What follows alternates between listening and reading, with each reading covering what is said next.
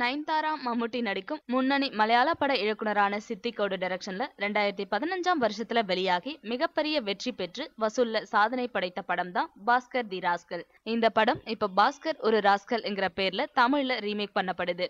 மலையாளத்துல பாஸ்கர் தி ராஸ்கல் என்கிற படத்தை இயக்கிய சித்திக் பாஸ்கர் ஒரு ராஸ்கல் படத்தையும் இழக்கிறாரு. இவர் தமிழ்ல ஏற்கனவே விஜய் சூர்யாவும் சேர்ந்து நடிச்ச ஃப்ரெண்ட்ஸ், விஜயகாந்த் பிரபுதேவா நடிச்ச எங்கள் அண்ணா மற்றும் விஜய் அசின் நடித்த காவலன் ஆகிய வெற்றி படங்களை இயக்கினவர். பாஸ்கர் ஒரு ராஸ்கல் இயக்குனர் சித்திக் தமிழ்ல இருக்கிற 4வது படம் இது. இந்த படத்தை அர்சினி மூவிஸ்ங்கிற பட நிறுவனம் சார்பில் அர்சினி தயாரிக்கிறாங்க. பாஸ்கர் ஒரு ராஸ்கல் படத்துல கதாநாயகனா அரவிந்த் சாமி நடிக்கிறாரு. அவருக்கு ஜோடியா அமலாபால் நடிக்கிறாங்க.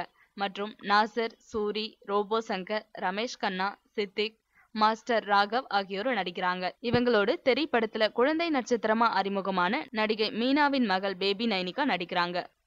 முக்கிய வேடத்துல பாலிவுட் நடிகரான ஆஃப்தாப் சிவதசானி நடிக்கிறாரு. இந்த படத்துக்கு ரமேஷ் கண்ணா வசனம் எழுதியிருக்காங்க. Thanks for watching. Please like and share. Don't forget to subscribe us.